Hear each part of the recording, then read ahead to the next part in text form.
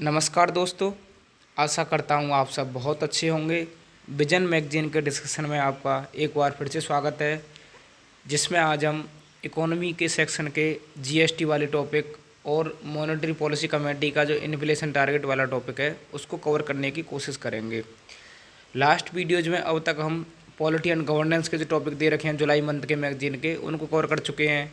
International relation के जो topic दे रखे थे उनको कवर कर चुके हैं। और आज से हम शुरू करने जा रहे हैं जो इकोनॉमी वाला सेक्शन है उसके जो टॉपिक हैं, जैसे जीएसटी है, मॉनेटरी पॉलिसी कमेटी का जो टॉपिक है, उनको कवर करेंगे आज हम। और आपको अगर ये पीडीएफ चाहिए तो आप हमारे टेलीग्राम चैनल पर जाकर उसे प्राप्त कर सकते हैं और उसका लिंक आपको वीडियो के जो डिस्क्रिप्शन बॉक्स है वहाँ पे मिल जाएगा। तो चलिए शुरू करते हैं। तो जीएसटी का टॉपिक है वो न्यूज़ में क्यों बना हुआ था? वो न्यूज़ में इसलिए बना हुआ था क्योंकि 1 जुलाई 2017 को जीएसटी लागू किया गया था। 1 जुलाई 2017 को जीएसटी लागू किया गया था और अभी हाल ही में 1 जुलाई 2022 को इसको कितने वर्ष पूरे हो गए? 5 वर्ष पूरे हो गए। इसलिए टॉपिक क्या बना हुआ है? न्यूज़ में बना हुआ है, क्योंकि 1 जुलाई 2017 के बाद 1 जुलाई 2022 को इसको 5 वर्ष पूरे हो गए। तो यहाँ पे ये बताया गया जीएसटी क्या था, जीएसटी कैसे वर्क करता है और जीएसटी को लागू करने के बाद क्या क्या फ़ायदे हुए हमें, क्या क्या कमियाँ रहीं, क्या क्या लूप होल्स रहे। तो उन सब चीज़ों को यहाँ पे दिखाने की कोशिश की गई है। तो सबसे पहले जैसे कि यहाँ पे देख रखा है कि सुर्खियों में क्यों बना हुआ है ये टॉपिक। सुर्खियों में इसलिए बना हुआ है क्योंकि 1 जुलाई 2022 को जीएसटी को लागू हुए भारत में 5 वर्ष पूरे हो गए हैं। तो इसलिए न्यूज़ में आ गया, क्योंकि हम जुलाई मंथ की मैगजीन डिस्कस कर रहे हैं। फिर यहाँ पे बताया गया जीएसटी के बारे में। जीएसटी होता क्या है? जीएसटी क्या है? एक प्रकार का अप्रत्यक्ष कर है, जिसे हिंदी में वस्तु एवं सेवा कर कहा जाता है। जो कई सारे अप्रत्यक्ष कर चलते थे उनको कवर करके, उनको सबज्यूम करके एक अलग टैक्स बनाया गया, जैसे क्या कहा गया? जीएसटी कहा गया। और एक कैसा टैक्स है? इनडायरेक्ट टैक्स है, क्योंकि दो तरह के टैक्स होते हैं मेनली। एक तो होता है डायरेक्ट टैक्स, दूसरा होता है इनडायरेक्ट टैक्स। तो इनडायरेक्ट टैक्स में चेंज है, इनडायरेक्ट टैक्स में रिफॉर्म है। क्या है? जीएसटी। तो जीएसटी पे यहाँ बताया गया है यह एक व्यापक, बहुस्तरीय और गंतव्य आधारित एकल कर है, यानी सिंगल टैक्स है। डेस्टिनेशन बेस्ड, यानी कि जहाँ कोई वस्तु जा रही है, जहाँ कोई चीज़ जा रही है, तो वहाँ जब वो पहुँचेगी तब उस पर टैक्स लगेगा, यानी डेस्टिनेशन बेस्ड टैक्स है जीएसटी। अब यहाँ पे बताया गया है कि जब जीएसटी लाया गया था तब उसमें कौन कौन से टैक्सों को समाहित किया गया था, जैसे कि कौन कौन से टैक्स इसमें समाहित हो गए। उससे पहले टैक्स लगाए जाते थे इनडायरेक्ट टैक्स, लेकिन जीएसटी का आने से वो टैक्स किस में समाहित कर दिए गए? जीएसटी में समाहित कर दिए गए। जैसे स्टेट गवर्नमेंट के कुछ टैक्स थे, सेंट्रल गवर्नमेंट के कुछ टैक्स थे, उनको किस में शामिल कर दिया गया? जीएसटी में। जैसे स्टेट गवर्नमेंट के टैक्स दे रखे हैं यहाँ पे, वैट है, जिसे वैल्यू एडेड टैक्स कहा जाता था। बिक्री कर, सेल टैक्स लगता था, यानी वस्तु की बिक्री पर जो टैक्स लगता था उसे बिक्री कर कहते थे। मनोरंजन कर, यानी कि इंटरटेनमेंट पर जो टैक्स लगता था उसको भी किस में समाहित कर दिया गया? जीएसटी में। विलासिता कर, यानी जो लग्जरी टैक्स होता है वो भी किस में समा गया? जीएसटी में। लॉटरी, सट्टेबाजी, जुआ पर जो टैक्स लगता था वो भी किसके अंदर चला गया? जीएसटी के अंदर चला गया। चुंगी कर जो लगते थे, और खरीद, यानी किसी भी चीज़ की खरीद पर जो टैक्स लगता था वो सब किस में समा दिए गए? जीएसटी में समा गए। ऐसे ही सेंट्रल गवर्नमेंट के कुछ टैक्स थे उनको भी इसमें शामिल कर लिया गया, जैसे केंद्रीय उत्पाद शुल्क, यानी कि उत्पाद जब कोई पैदा होता है तो उसके प्रोडक्ट पर जो टैक्स लगता था उसे क्या कहते थे? केंद्रीय उत्पाद शुल्क, वो भी इसमें चला गया। अतिरिक्त उत्पाद शुल्क, अतिरिक्त सीमा शुल्क, सीमा शुल्क पर विशेष अतिरिक्त शुल्क, सेवा कर, यानी कि सर्विस टैक्स है वो भी किस में चला गया? जीएसटी में चला गया। औषधि और प्रसाधन सामग्री के तहत लगने वाले उत्पादन शुल्क, यानी कि औषधि और जो प्रसाधन सामग्री होती है, यानी कि कॉस्मेटिक के जो सामान होते हैं उन पर भी जो टैक्स लगता था वो किसके अंदर चला गया? जीएसटी के अंदर चला गया। तो हमने देखा जीएसटी के अंदर कई टैक्स कवर किए गए। कुछ टैक्स स्टेट गवर्नमेंट के थे और कुछ टैक्स सेंट्रल गवर्नमेंट के थे। तो यह जीएसटी इम्प्लीमेंट कैसे किया गया और ये क्या अवधारणा लेकर चलता है? जैसा कि आपने सुना भी होगा, जीएसटी क्या है? वन नेशन वन टैक्स और वन मार्केट की व्यवस्था को लागू करता है, यानी कि एक देश एक कर और एक बाजार, यानी कि पूरे देश का एक टैक्स होना चाहिए सिस्टम। और ये नहीं कि यहाँ यूपी में अलग लग रहा है, महाराष्ट्र में अलग लग रहा है, बिहार में अलग लग रहा है, पूरे देश में जाओगे तो एक ही टैक्स स्ट्रक्चर मिले। इसलिए वन नेशन वन टैक्स की जो अवधारणा है उसको ये पूरी तरह से चरितार्थ करता है, उसे लागू करता है। इसलिए जीएसटी को लाया गया था और इसे संविधान में 101 में संविधान संशोधन 2016 के द्वारा जोड़ा गया था, यानी कि इसके लिए संविधान में 101वां संशोधन किया गया था 2016 में, और इसे 1 जुलाई 2017 से लागू किया गया था, जिसे हाल ही में 1 जुलाई 2022 को 5 वर्ष पूरे हो गए हैं। क्या करता है ये? इसे मूल्य वर्धन के प्रत्येक बिंदु पर वसूला जाता है। इसने वस्तुओं और सेवाओं पर पहले से लागू कई अप्रत्यक्ष केंद्रीय और राज्य शासित प्रदेशों के करों को विलय कर दिया, जैसा कि अभी हमने समझा था। इसने कई टैक्स क्या हो गए इसमें समा गए हैं, कई टैक्सों को समाहित कर दिया गया है। कुछ स्टेट गवर्नमेंट टैक्स थे, कुछ सेंट्रल गवर्नमेंट टैक्स थे जो यहाँ दे रखे हैं, जैसा कि अभी मैंने आपको बताया था।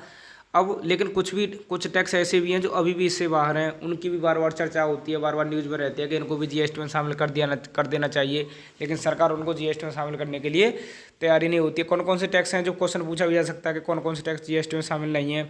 जैसे जो एल्कोहल प्रोडक्ट होते हैं, यानी कि शराब के जो उत्पाद होते हैं, वो उनको शामिल नहीं किया गया है।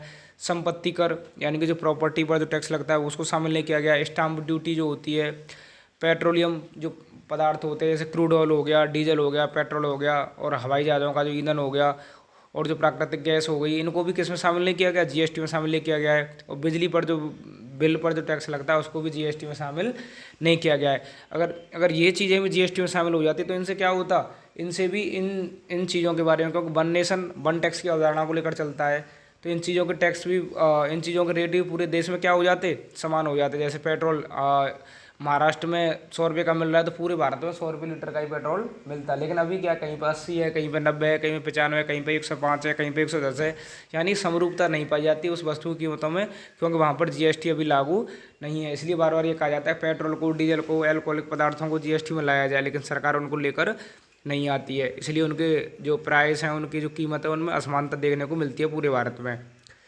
अब जीएसटी के घटक कंपोनेंट क्या है जीएसटी के, ये यहाँ पे बताया गया है, क्योंकि जीएसटी के 4 कंपोनेंट बताए जाते हैं मेनली।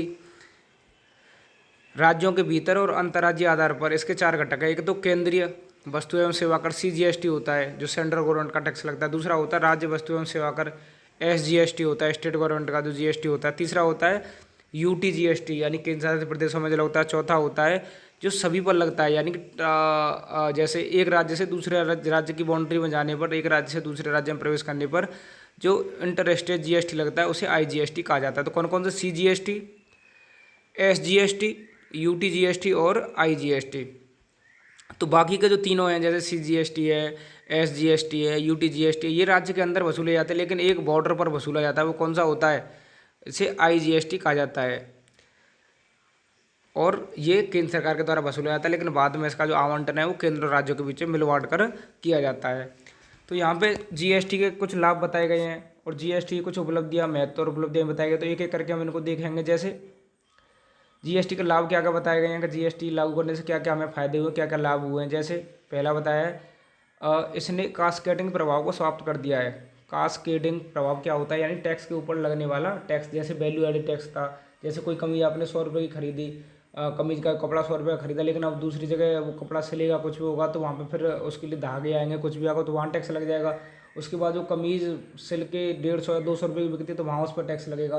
यानी टैक्स के ऊपर पहले टैक्स दे के आ रहे हैं उस प्रोडक्ट पर, बार बार उसमें क्या लग रहा है, टैक्स लग रहा है। तो उसे क्या कहा जाता है, कास्केडिंग इफेक्ट, यानी टैक्स के ऊपर टैक्स लगने वाली इफेक्ट को क्या कहा जाता है, कैस्केडिंग इफेक्ट कहा जाता है। ये उसको समाप्त कर देता है, क्योंकि अगर किसी चीज़ में दोबारा टैक्स लग भी जाता है तो इनपुट कॉस्ट के थ्रू बाद में जो छूट मिल जाती है, उसमें पूरे जो पैसे एक्स्ट्रा गए थे वो वापस मिल जाते हैं। जीएसटी में ये फ़ायदा हुआ है। शिकायतों की संख्या में कमी हुई है, क्योंकि यहाँ पे ऑनलाइन सिस्टम देखने को मिलता है, इसलिए शिकायतें भी क्या आती हैं, कम आती हैं। ई बिल के माध्यम से बेहतर लॉजिस्टिक दक्षता, यानी कि जो ई बिल होता है, ई बिल यानी कि ऑनलाइन जो बिल प्राप्त होते हैं, उसके माध्यम से क्या हो गई, एफिशिएंसी आ गई है इसमें टैक्स वसूलने में। असंगठित जो अनऑर्गेनाइज सेक्टर था, जैसे ढेली वाले हो गए, कचौड़ी वाले हो गए, या मतलब वैसे जो लिस्ट में शामिल नहीं है, असंगठित क्षेत्र कहा जाता है, तो उनको भी जीएसटी के अंदर लाने की कोशिश की जा रही है। उनका भी दायरा, जब पैसे ऑनलाइन करेंगे तो सरकार बार बार कहती है कि इनको जीएसटी में शामिल करो, जीएसटी में शामिल करो, तो उनको भी निगरानी करने में मदद हुई है। सेवा और विनिर्माण क्षेत्र के लिए समान आधार तैयार हुआ है। जो सर्विस है और जो मैन्युफैक्चरिंग सेक्टर है, वहाँ के लिए भी एक इसने बहुत अच्छा प्रभाव दिखाया है। कर का संग्रहण और कर चोरी को रोकना आसान हुआ है, यानी टैक्स का कलेक्शन और टैक्स की जो चोरी थी, क्योंकि अब ज़्यादातर ऑनलाइन चीज़ें होंगी, सब जीएसटी के अंदर आएंगी, धीरे धीरे चीज़ें सब ऑनलाइन चीज़ें होंगी, तो फिर कोई टैक्स की चोरी नहीं कर सकेगा और टैक्स का कलेक्शन भी आसानी से हो जाएगा। यह आर्थिक विकृति को दूर करता है और साझे बाजार का निर्माण करता है। ये क्या करता है, इकोनॉमिक जो डिस्पैरिटी है, यानी कि आर्थिक विकृति है, उसको भी दूर करता है और सभी के लिए साझा बाजार का निर्माण करता है। और इसने जो टैक्स का जो बेस है उसका भी क्या किया है, विस्तार किया है, यानी कि जो कर का आधार है, टैक्स का जो बेस है उसका भी इसने क्या विस्तार कर दिया है। यानी कि अब टैक्स कलेक्शन और ज़्यादा लोगों से होने लग गया, क्योंकि ज़्यादातर लोग अब किसके अंदर आ रहे हैं, जीएसटी के अंदर आ रहे हैं। तो जो वो हम आगे देखेंगे, यहाँ पे डाटा दिया भी है। तो टैक्स का जो बेस है वो क्या हो गया, ब्रॉड हो गया, यानी पहले 4% लोग देते थे, तो अब ऐसा समझ लीजिए अब 6% या 5% लोग टैक्स देने लग गए हैं। तो जो टैक्स का बेस है वो क्या कर दिया, इसने ब्रॉड कर दिया है। अब यहाँ पे कुछ महत्व और उपलब्धियाँ बताई हैं। ये बताएगा जीएसटी की शुरुआत कैसे हुई थी, क्या क्या यहाँ पे प्रोसेस हुई, कुछ हिस्टोरिकल बैकग्राउंड बताया जीएसटी का। जैसे अप्रत्यक्ष करों में सुधार दीर्घावधि से लंबित थे, यानी कि लंबे समय से क्या थे, अप्रत्यक्ष जो इनडायरेक्ट टैक्स था उसमें सुधार की मांग हो रही थी। इसीलिए एक टास्क फोर्स बनाई गई थी, केलकर टास्क फोर्स के नाम से 2003 में, यानी इसी में सुधार के लिए एक टास्क फोर्स बनाई थी, केलकर टास्क फोर्स 2003 में। और वहीं से धीरे धीरे आगे चलकर क्या डेवलप हुआ, जीएसटी डेवलप हुआ। अब यहाँ में बताया गया इसके लाभ क्या हैं जीएसटी के। जीएसटी परिषद के चलते आर्थिक संघवाद को बढ़ावा मिलता है, यानी कि जो जीएसटी काउंसिल होती है उसके चलते जो इकोनॉमिक फेडरलिज्म है उसकी भावना प्रबल होती है। इकोनॉमिक फेडरलिज्म का क्या मतलब है, यानी केंद्र और राज्यों के जो बंटवारे होते हैं, टैक्स को पैसे के लेकर जो बंटवारे होते हैं उनके बीच में समान वितरण किया जाता है। यानी जीएसटी काउंसिल बनाई गई है 279 जो ए आर्टिकल है उसके तहत, वहाँ पर जो फैसले होते हैं वो राज्यों को पूछ कर किए जाते हैं, यानी कि जो भी फैसले होंगे वो राज्यों की सहमति से होंगे। तो आर्थिक यानी पैसों का कैसे लेन देन बढ़ना है, कैसा कब टैक्स बढ़ाना है, कब टैक्स कम करना है, कहाँ पर टैक्स ज़्यादा बढ़ाना है, बंटवारा कैसे होना है, तो ये आर्थिक संघवाद, यानी कि सभी को बराबर मौका मिल रहा है पैसे में। तो इससे इकोनॉमिक जो फेडरलिज्म है उसकी भावनाओं को बढ़ोतरी हुई है। दूसरा बताया गया है व्यापार प्रक्रियाओं के सरलीकरण और इलेक्ट्रॉनिक माध्यम से कर जमा करने में, व्यवसाय करने में सुगमता हुई है, यानी कि अब टैक्स कलेक्शन करने में और टैक्स जमा करने में आसानी हुई है, क्योंकि ऑनलाइन चीज़ें जुड़ी हुई हैं। मंथली अपने आप टैक्स कट जाता है, कोई किल्लत भी नहीं होती, बार बार टाइम वेस्ट नहीं होता, बार बार व्यापारियों को जो काम धंधे वाले लोगों को जाना भी नहीं होता, क्योंकि वहाँ जाएंगे बार बार परेशान होंगे, वहाँ जाके ऑफिस में फिर घूसखोरी होती थी। उन सब चीज़ों से क्या मिल गई है, निजात मिल गई है। हर महीने अपने आप टैक्स आता है और अब खाते में लिंक होने की वजह से वो सब टैक्स वहाँ पे पूरी प्रोसेस ट्रांसपेरेंसी की रहती है, सब कुछ पता चलता है क्या क्या हो रहा है, क्या क्या नहीं, तो उससे भी आसानी हुई है।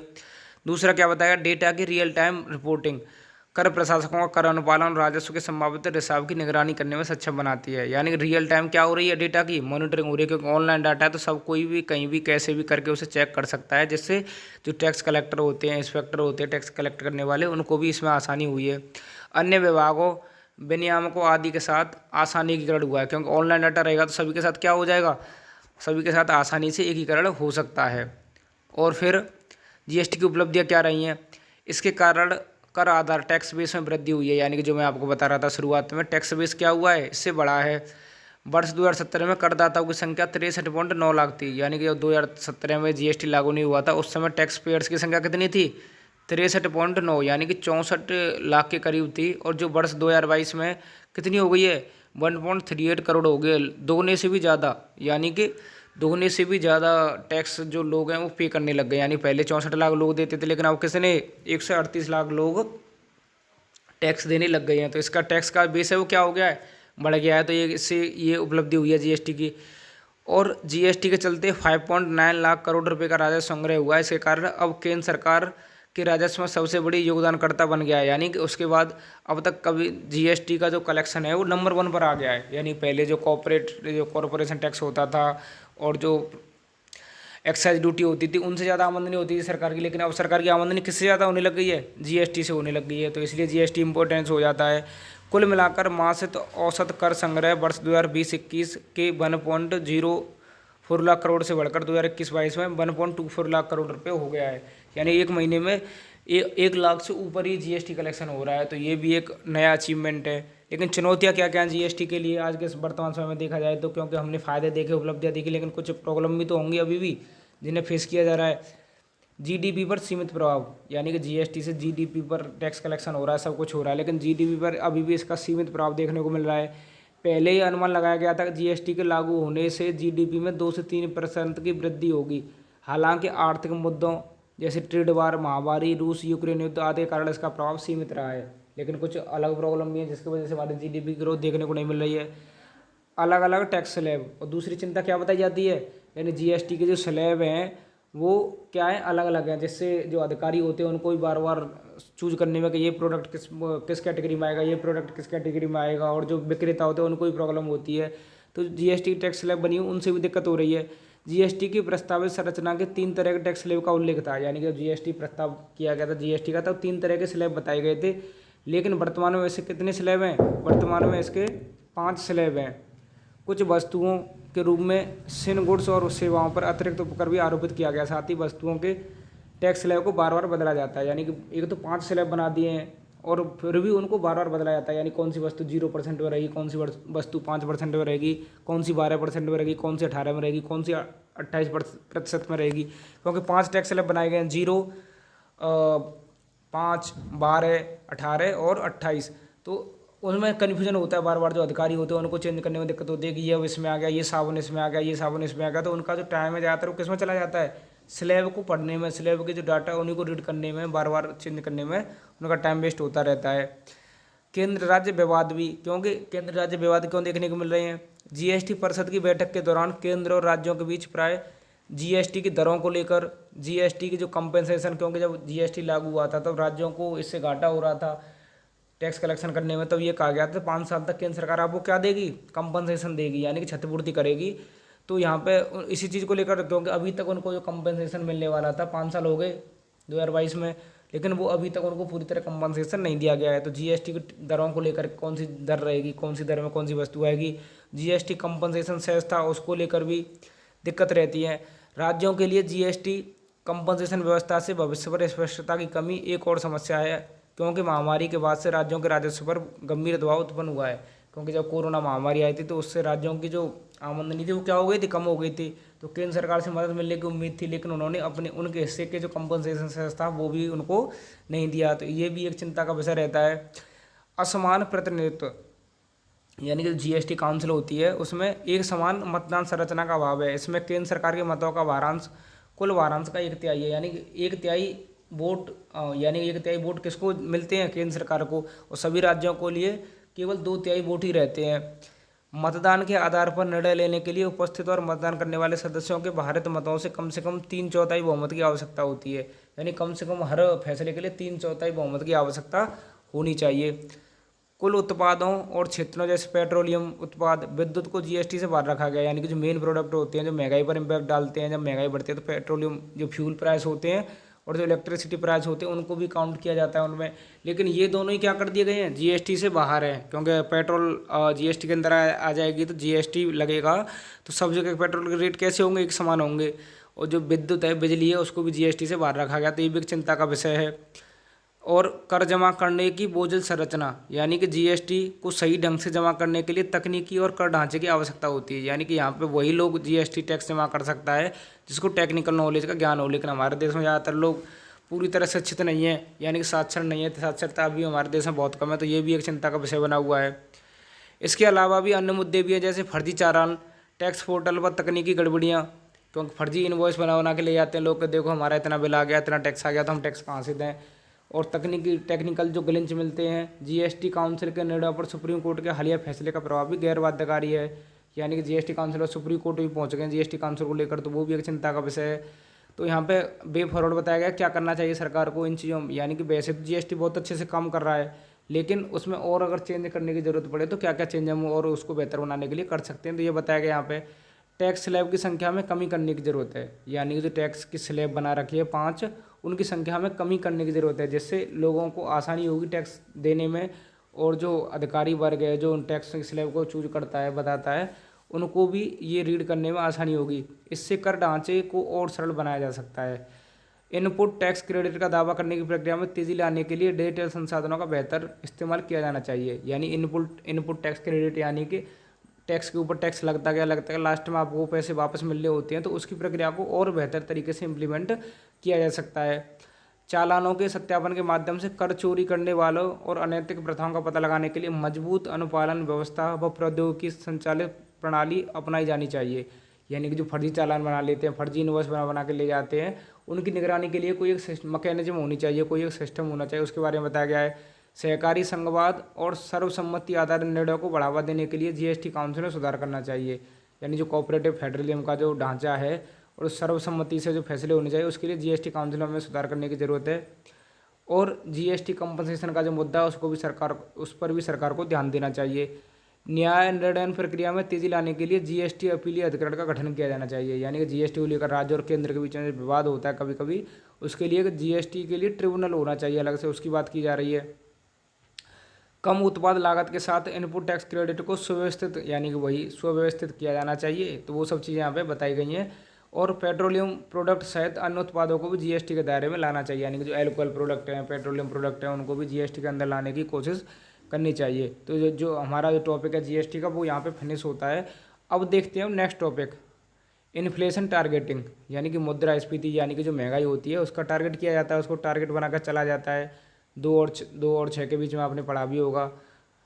जैसे 4 होता है वैसे टारगेट +-2 भी होता है उसमें। तो हम आगे पढ़ेंगे इसमें।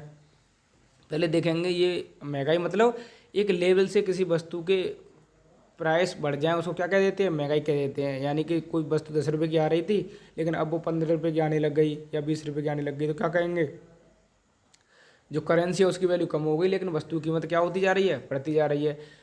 तो सुर्खियों में क्यों बना हुआ है इन्फ्लेशन टारगेटिंग का टॉपिक। यदि भारत में औसत हेडलाइन इन्फ्लेशन यानी कि सीपीआई इस तिमाही में भी 6% से ऊपर रहता है तो आरबीआई को यह बताना होगा कि वह इन्फ्लेशन टारगेट को बनाए रखने में क्यों असफल रहा है। क्योंकि आपको पता होगा, जब आपने इकोनॉमी पढ़ी होगी, अगर नहीं पढ़ी है तो कोई बात नहीं, यहाँ पे जैसे जो आरबीआई है, रिजर्व बैंक ऑफ इंडिया है, उसको 3 तिमाही तक का टाइम दिया जाता है। अगर 3 तिमाही तक आपका जो महंगाई है वो लगातार बढ़ती आ रही, कम नहीं हो रही, तो आरबीआई को क्या करना होता है, जवाब देना होता है। ऐसा पहली बार होगा जब आरबीआई को इस तरह का स्पष्टीकरण देना होगा। यानी कि ऐसा जब से हमारा देश आज़ाद हुआ है तब पहली बार होगा कि इस तरह की महंगाई लगातार 3 क्वार्टर तक बढ़ी है। तो ये भी एक चिंता का विषय है, यहाँ पे बताया जा रहा है। तो अन्य संबंधित तथ्य क्या है, वर्तमान में मुद्रास्फीति वैश्विक स्तर पर अपने चरम स्तर पर है। यानी कि जो इन्फ्लेशन है वो ग्लोबल लेवल पर क्या है, सब जगह बढ़ा हुआ है। क्योंकि रूस यूक्रेन युद्ध चल रहा है, पेट्रोल डीजल के दाम इतने बढ़े हुए हैं जो कि इन्फ्लेशन को डायरेक्ट इम्पैक्ट करते हैं, जिसकी वजह से पूरे विश्व में महंगाई देखने को मिल रही है। इसके प्रमुख कारणों में आपूर्ति पक्ष से जुड़ी बाधाएं, जैसे कि महामारी के दौरान लॉकडाउन, आपूर्ति श्रृंखला में व्यवधान, वस्तुओं की बढ़ी हुई कीमतें, यूक्रेन युद्ध आदि शामिल हैं। यानी कि जब सप्लाई है, क्योंकि यूक्रेन क्या माना जाता था, बास्केट ऑफ ग्रेन, यानी कि अनाज की जो टोकरी माना जाता था, वहाँ से अनाज जाता था, तो वो सब जगह रुका हुआ है। और डीजल पेट्रोल जो कच्चे तेल है, कच्चा तेल रूस से, रूस से, सऊदी अरब से, इन देशों से आता था। लेकिन अब क्या हो गया है, वहाँ पे कच्चे तेल के दाम भी धीरे धीरे बढ़ रहे हैं। तो इस वजह से महंगाई क्या हो गई, एक तो गेहूं की आपूर्ति कम हो गई पूरे वैश्विक लेवल पर, और जो कच्चा तेल है वो भी महंगा मिलने लग गया, तो महंगाई अपने आप ही बढ़ जाएगी। विश्व बैंक के आंकलन के अनुसार वर्ष 2008 के बाद से वैश्विक औसत मुद्रास्फीति अपने उच्चतम स्तर पर है। यानी 2008 के बाद से अब जो महंगाई दिख रही है वो सबसे हाईएस्ट दिखाई दे रही है इस वर्ष।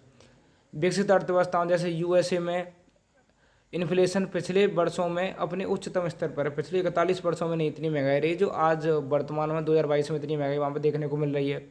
भारत में भी सीपीआई यानी कंज्यूमर प्राइस इंडेक्स इन्फ्लेशन जनवरी 2022 में ही अपने टॉलरेंस बैंड की ऊपरी सीमा यानी कि 6% से अधिक रही थी। जनवरी में से ही हमारे देश में बढ़ने लग गई थी। दूसरी ओर आरबीआई का मानना है कि चालू वित्त वर्ष के दौरान CPI consumer price index inflation के 6.7 पर बने रहने का अनुमान है। फिर यहाँ पे बताया गया है इन्फ्लेशन टारगेटिंग फ्रेमवर्क के बारे में, यानी कैसे इन्फ्लेशन को टारगेट किया जाता है, कैसे आरबीआई है जो टारगेट बना के चलती है इन्फ्लेशन का। यानी कि जो माइक्रो इकोनॉमिक्स होती है और वित्तीय स्थिरता के लिए मूल स्थिरता की स्थिति अत्यंत आवश्यक होती है। यानी किसी भी इकोनॉमी को रन करने के लिए, किसी भी मार्केट को रन करने के लिए वहाँ पे जो प्राइस है उनको स्थिर रखने की आवश्यकता होती है। क्यों? क्योंकि जब उस अर्थव्यवस्था की कीमत ही नहीं रहेगी, वहाँ पता ही नहीं होगा कि कोई चीज़, किसी भी चीज़ की कीमत कभी भी 1000 हो जाती, कभी 100 रुपये हो जाती, कभी 10 रुपये हो जाती, तो उसको कौन खरीदना चाहेगा। तो वहाँ स्थिरता की जरूरत है। ऐसे किसी देश की वैल्यू है, मार्केट की वैल्यू है, करेंसी की वैल्यू है, वो हर समय बढ़ती रहती है या धीरे धीरे कम होती है, धीरे धीरे बढ़ती है, तो वहाँ पर सबको विश्वास होता है। लेकिन एक साथ अप डाउन हो रहा है, आज महंगाई हज़ारों रुपए की हो गई, 1000% हो गई, कल 0 हो गई, तो इससे अन्य देशों को क्या रहता है, यहाँ पे निवेश करने से अन्य जो व्यापारी होते हैं, जो निवेशक होते हैं, उनको डर रहता है कि यहाँ तो कोई विश्वास ही नहीं है, कभी भी कुछ ही बदल जाता है। तो इसके लिए जो आरबीआई है वो क्या करती है, इन्फ्लेशन को टारगेट करके चलती है पहले से ही कि हमारे यहाँ इतना इन्फ्लेशन रहने वाला है और उससे ना तो ज़्यादा बढ़ने देंगे ना इससे इतना कम होने देंगे। तो एक मोटा मोटी जो बिजनेसमैन होते हैं वो इन चीज़ों को देखकर निवेश करते हैं। तो मूल्य स्थिरता की स्थिति अत्यंत आवश्यक होती है। इसलिए मौद्रिक नीति का प्रमुख उद्देश्य मॉनेटरी पॉलिसी होती है। उसका प्रमुख उद्देश्य जो प्राइस स्टेबलाइजेशन होता है, यानी कि मूल्य को स्थिरता होती है उसको सुनिश्चित करना होता है। मुद्रास्फीति लक्ष्यीकरण फ्रेमवर्क के तहत केंद्रीय बैंक एक निश्चित मुद्रास्फीति दर को लक्ष्य के रूप में निर्धारित करता है। इसके बाद केंद्रीय बैंक अपने देश में निर्धारित इन्फ्लेशन टारगेट को सुनिश्चित करने के लिए अपनी मौद्रिक नीति में आवश्यकता अनुसार बदलाव करता है। यानी कि इसके लिए आरबीआई क्या कर देता है, पहले से अपना टारगेट फिक्स कर देता है। जैसे वर्तमान समय 4+-2 कर रखा है, यानी कि इतने से ज़्यादा ना तो, यानी 4+2 6 से ज़्यादा ना तो बढ़ने देंगे और ना 2 से नीचे पहुँचने देंगे। तो इससे लोगों में विश्वास बना रहता है कि आरबीआई है ना, वो इन सब चीज़ों को मैनेज करेगी, ना तो हमें गिरने देगी, ना हमें एक साथ इतना उड़ने देगी ऊपर। तो उन सब चीज़ों को मैनेज करती है आरबीआई।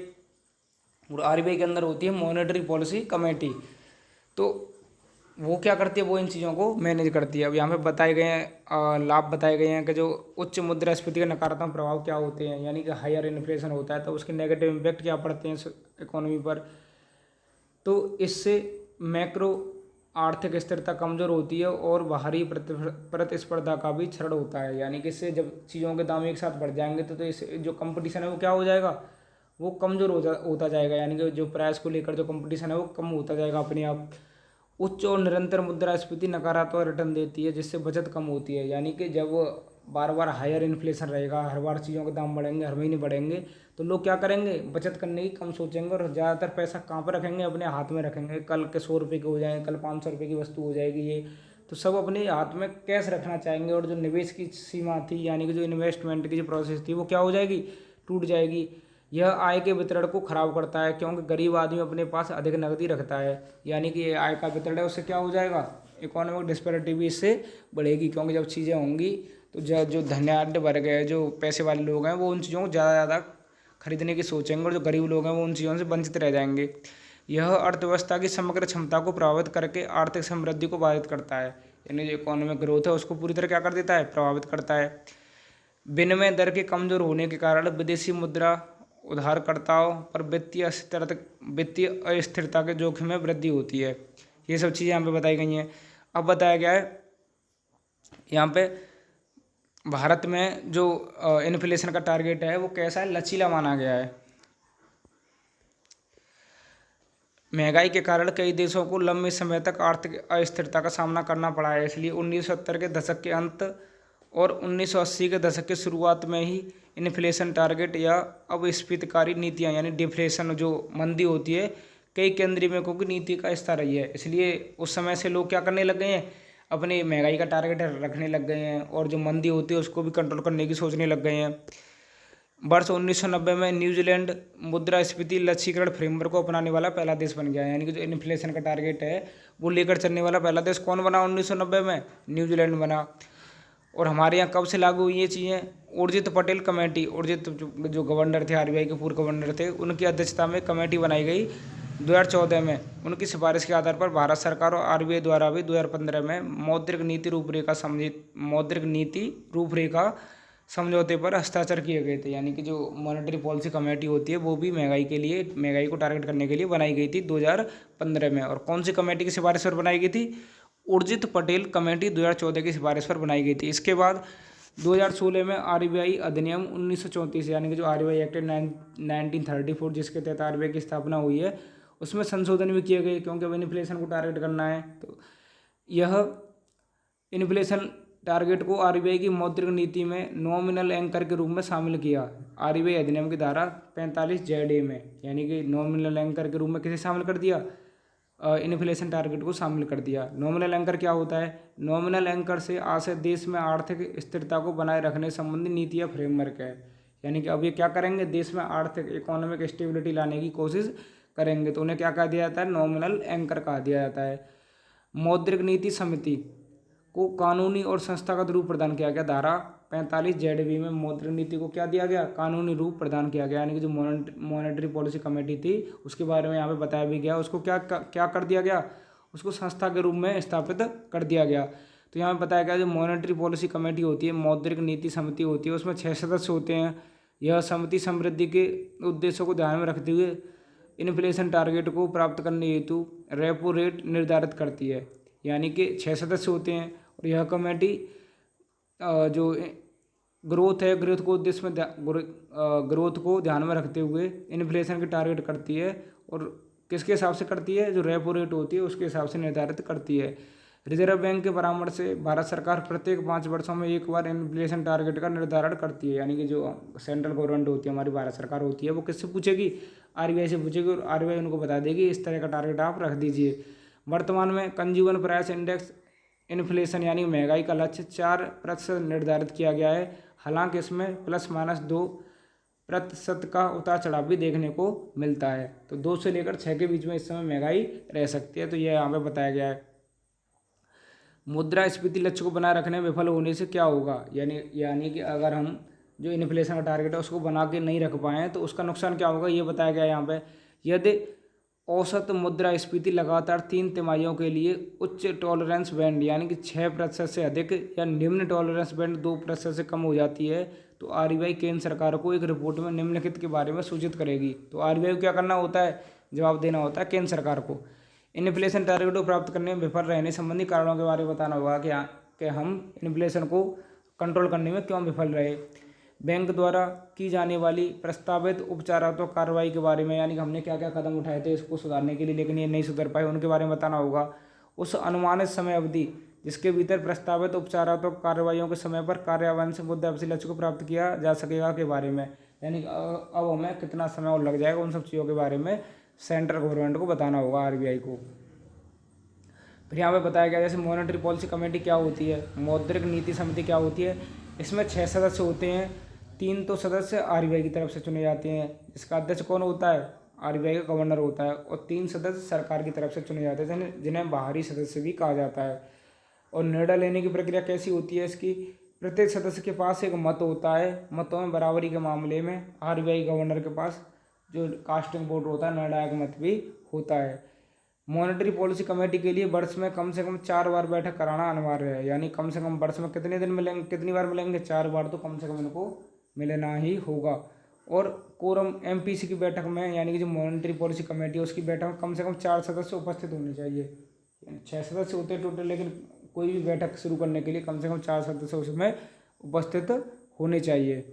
अब यहाँ पे कुछ लिमिटेशन बताई गई हैं। इन्फ्लेशन टारगेट की सीमाएं क्या हैं? हालांकि मॉनेटरी पॉलिसी कमेटी अपने गठन के बाद से इन्फ्लेशन को 2 से 6% के बीच बनाए रखने में सफल रहा है। इसके बावजूद मॉनेटरी पॉलिसी कमेटी की अपनी कुछ सीमाएं हैं, जैसे सटीकता। भारत में इन्फ्लेशन टारगेट की व्यवस्था मध्यम अवधि वाली एक कार्रवाई है। दूसरी ओर मौद्रिक नीति के जरिए जो उपाय किए जाते हैं उनका असर दिखने में लंबा समय लगता है। इसके कारण नीतिगत उपायों की आवश्यकता पर संदेह होने लगता है।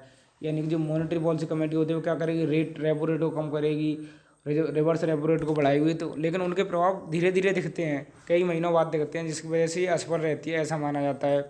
यानी इतनी सटीकता नहीं है, जैसे ही सोचा तुरंत इम्प्लीमेंट हो जाए, ज़्यादा प्रभावी नहीं। इन्फ्लेशन टारगेट की वर्तमान व्यवस्था में मांग संबंधी कारकों को ध्यान में रखकर इन्फ्लेशन को नियंत्रित किया जाता है इस फ्रेमवर्क में। लेकिन वर्तमान समय में क्या हो गई, सप्लाई हो रही थी, जैसे डीजल की सप्लाई हो रही थी या कच्चे जो अनाज है उसकी सप्लाई हो रही थी, वही प्रभावित हो गई। तो ये इन्फ्लेशन के लिए कैसे काम कर पाएगी अच्छे से? उदाहरण के लिए आरबीआई ने इस वर्ष नीतिगत दर में 90 बेस पॉइंट की बढ़ोतरी की है। हालांकि वैश्विक स्तर पर आपूर्ति संबंधी पक्ष में लगातार बाधाओं के कारण मुद्रास्फीति अब भी जो टॉलरेंस बैंड है उससे अधिक बनी हुई है। यानी आरबीआई ने पूरी कोशिश कर ली, 90 बेस पॉइंट यहाँ पे बढ़ा भी दिए या रिवर्स रेपो रेट में उसमें, लेकिन तब भी कोई फ़ायदा नहीं देखने को मिला। गरीबों को नुकसान का जोखिम 4 ±2 के लक्ष्य से सबसे पहले और सबसे ज़्यादा गरीबों पर असर पड़ता है, इसलिए इसमें गरीबों को हानि पहुँचने का जोखिम अधिक रहता है। उदाहरण के लिए खाद्यान्न जो पदार्थ होते हैं 8% मुद्रास्फीति और शेष में 2% मुद्रास्फीति के आधार पर कंज्यूमर प्राइस इंडेक्स 5% हो जाएगी। यानी कि जब उनका एवरेज निकालेंगे तो सीपीआई है वो कितना प्रतिशत प्राप्त होगा? 5% प्राप्त होगा। मुद्रास्फीति दर संबंधी लक्ष्य के निर्धारण और उसे बनाए रखने में जुड़े मुद्दे क्या क्या हैं? लगातार इन्फ्लेशन से डिफ्लेशन की स्थिति से खतरा बढ़ जाता है। उदाहरण के लिए कम वृद्धि दर और उच्च बेरोजगारी के कारण वस्तु और सेवाओं की कीमतें गिरावट हो सकती है। साथ ही इस स्थिति में बचत कम होने से वित्तीय प्रणाली पर बड़ा बुरा असर पड़ सकता है। क्यों? क्योंकि जो बैंक हैं वो किसके द्वारा चलती हैं? कस्टमर पैसा जमा करता है, एक दूसरा कस्टमर क्या ले जाता है? लोन। तो वहाँ से उनको जो ब्याज प्राप्त होता है, इंटरेस्ट प्राप्त होता है, उसी से बैंक रन होते हैं। लेकिन जब लोग बैंक में जमा ही नहीं करेंगे, बैंक में सेविंग ही नहीं करेंगे, डे टू डे खर्च करने की कोशिश करेंगे, तो जो बैंक की जो व्यवस्था है वो क्या हो जाएगी? गड़बड़ा जाएगी। और जो हायर इन्फ्लेशन रहता है उससे क्या हो जाता है, स्टैगफ्लेशन का खतरा बढ़ जाता है। जैसे उस समय स्टैगफ्लेशन में क्या होता है, एक तो बेरोजगारी अपने हायर लेवल पर होती है और दूसरा महंगाई भी अपने हाई लेवल पर होती है, तो उसे क्या कह देते हैं हम, स्टैगफ्लेशन। और यहाँ पे फॉरवर्ड बताया गया है, हालांकि हाल ही में वैश्विक स्तर पर खाद्य और ईंधन की बढ़ती कीमतों में काफ़ी कमी आई है, इसके बावजूद आपूर्ति पक्ष संबंधी बाधाओं का उचित समाधान नहीं करने तथा मौसम की विफलता पर मुद्रास्फीति लक्ष्य को प्राप्त करना कठिन हो सकता है। इसलिए कई चुनौतियों का सामना करने के लिए निम्नलिखित उपाय किए जा सकते हैं। क्या उपाय हैं वो, आपूर्ति पक्ष संबंधी इन्फ्लेशन का सामना करने और समृद्धि पर नकारात्मक प्रभाव को नियंत्रित करने के लिए मौद्रिक नीति की मंशा और कार्रवाई में विश्वसनीयता को मजबूत करने की आवश्यकता है। इसके लिए सुविचारित मौद्रिक नीति कार्रवाई को आरंभ किया जाना चाहिए, यानी कि और एक अच्छे से मौद्रिक नीति समिति बनाई जानी चाहिए, इस पर अच्छे से प्लानिंग करनी चाहिए। डेटा संग्रह के विश्लेषण की गुणवत्ता में सुधार करना चाहिए, यानी कि जो ऑनलाइन डेटा है, आर्टिफिशियल डेटा है, उसकी गुणवत्ता जो क्वालिटी है उसमें सुधार करने की जरूरत है। समन्वित मौद्रिक और राजकोषीय कार्रवाई करने की आवश्यकता है, यानी कि जो फिजिकल पॉलिसी होती है और जो मॉनेटरी पॉलिसी होती है उन जगह दोनों को मतलब अच्छे से अपने जो विचार हैं उनको मिलाकर काम करने की ज़रूरत है। यहाँ पे भिन्न भिन्न वर्गों के लिए अलग अलग इन्फ्लेशन लक्ष्यों का उपयोग किया जाना चाहिए, यानी कोई गरीब है अमीर है उनके लिए अलग अलग इन्फ्लेशन का टारगेट होना चाहिए, उस हिसाब से महंगाई का आंकलन किया जाना चाहिए। यानी कोई पैसे वाला हुआ करोड़पति होगा उसके लिए तो बिल्कुल महंगाई नहीं है कभी भी, लेकिन जो गरीब है जो 10 रुपये का खाने का सामान खरीद के ला रहा था लेकिन उसके लिए 12 रुपये का भी हो गया तो उसके लिए तो बहुत बड़ी परेशानी हो जाएगी। तो सरकार को क्या करना चाहिए, या आरबीआई को जो इन्फ्लेशन के टारगेट हैं वो अलग अलग लोगों को देखकर, अलग अलग समाज की सोसाइटी को देखकर टारगेट करना चाहिए। तो आशा करता हूँ दोस्तों आपको ये दोनों टॉपिक अच्छे से समझ में आए होंगे। एक तो इन्फ्लेशन टारगेट वाला और दूसरा हमारा जो टॉपिक था वो था जीएसटी संबंधित। तो ये दोनों टॉपिक आपको अच्छे से समझ में आए होंगे। अब मिलेंगे नेक्स्ट वीडियो में कुछ नए टॉपिक्स के साथ, तब तक के लिए जय हिंद।